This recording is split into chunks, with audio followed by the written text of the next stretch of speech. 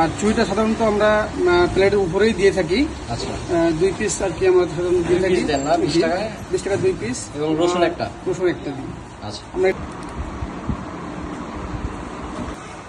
আসসালামু আলাইকুম। ওয়ালাইকুম আসসালাম। কেমন আছেন? আলহামদুলিল্লাহ। কি পাওয়া যায় আপনাদের এখানে?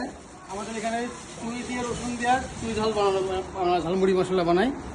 আচ্ছা, একটু দেখান তো দেখি। অবশ্যই আসেন।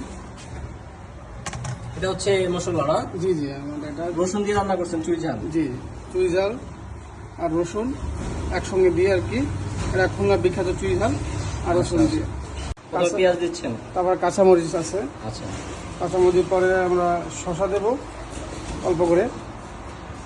তারপর হচ্ছে আপনার যে ছোলা ভুনাটা আছে, এটা ছোলা ভুনা। হ্যাঁ এটা ছোলা ভুনা দেবো।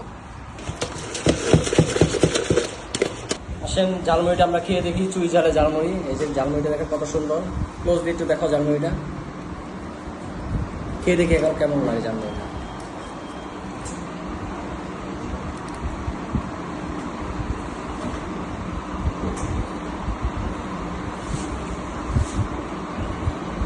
ঝালমুড়িটা ভালো অনেক।